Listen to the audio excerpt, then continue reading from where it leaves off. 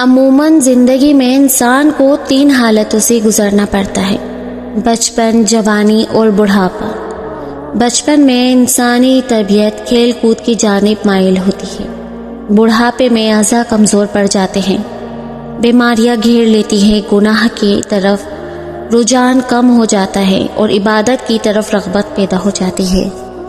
جبکہ جوانی زندگی کا وہ اہم دور ہے جس میں انسانی طبیعت پر نفسانی خواہشات کا غلبہ زیادہ ہوتا ہے۔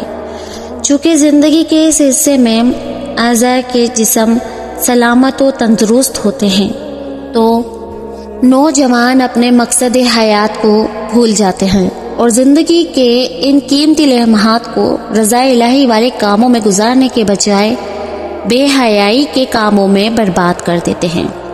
لہٰذا نوجوان نسل کو بے حیائی کی تباہی سے بچانے کے لیے بزرگان دین رحمت اللہ علیہم کی مثالی زندگی ایک آئیڈیل کی حیثیت رکھتی ہے۔ ان ہستیوں کو نفس و شیطان لاکھ برائی پر ابھارتا، لیکن یہ نفوس قدسیہ بھری جوانی میں بھی حیا کا دامن مضبوطی سے تھامے رکھتے ہیں اور اس کے صلے میں اللہ پاک کی بارگاہ سے انعام و کرام کا مستحق قرار پاتے۔ آئیے ایسے ہی ایک با حیا نوجوان کی ایمان افروز حکایت سنتے ہیں۔ چنانچہ حضرت عمر فاروق اعظم رضی اللہ تعالیٰ عنہ کے دور میں ایک عبادت گزار نوجوان تھا۔ حضرت سیدنا عمر رضی اللہ تعالیٰ عنہ بھی اس کی عبادت پر تعجب کیا کرتے تھے کہ وہ نوجوان نماز عشاء مسجد میں ادا کرنے کے بعد اپنے بوڑھے باپ کی خدمت کرنے کے لیے جایا کرتا تھا۔ راستے میں ایک عورت اسے اپنی طرف بلاتی تھی، لیکن یہ نوجوان اس پر توجہ دیے بغیر نگاہ جھکائے گزر جاتا۔ آخرکار ایک دن وہ نوجوان شیطان کے وسوسے اور اس عورت کی دعوت پر برائی کے ارادے سے اس کی جانب بڑھا، لیکن جب دروازے پر پہنچا تو اسے اللہ پاک کا یہ فرمان عالی شان یاد آ گیا۔ پارہ نمبر 9 سورہ اعراف آیت نمبر 201۔ ترجمہ کنز ایمان۔ بے شک وہ جو ڈر والے ہیں جو انہیں کسی شیطانی خیال کی ٹھیس لگتی ہے ہوشیار ہو جاتے ہیں، اسی وقت ان کی آنکھیں کھل جاتی ہے۔ اس آیت مبارکہ کی یاد آتے ہی اس کے دل میں اللہ پاک کا خوف اس قدر غالب ہوا کہ وہ بے ہوش ہو کر زمین پر گر گیا۔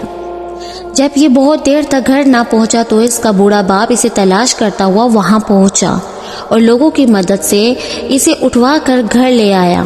ہوش آنے پر باپ نے تمام واقعہ دریافت کیا۔ نوجوان نے پورا واقعہ بیان کر کے جب اس آیت پاک کا ذکر کیا تو ایک مرتبہ پھر اس پر اللہ پاک کا شدید خوف غالب ہوا۔ اس نے ایک زوردار چیخ ماری اور اس کا دم نکل گیا۔ راتوں رات ہی اسے غسل اور کفن دفن کا انتظام کر دیا گیا۔ صبح جب یہ واقعہ حضرت سیدنا عمر رضی اللہ تعالیٰ عنہ کی خدمت میں پیش کیا گیا تو آپ اس کے باپ کے پاس تعزیت کے لیے تشریف لے گئے۔ آپ نے اس سے فرمایا کہ ہمیں رات کو ہی اطلاع کیوں نہیں دی، ہم بھی جنازے کی میں شریک ہو جاتے۔ اس نے عرض کی امیر المؤمنین آپ کے آرام کا خیال کرتے ہوئے مناسب معلوم نہ ہوا۔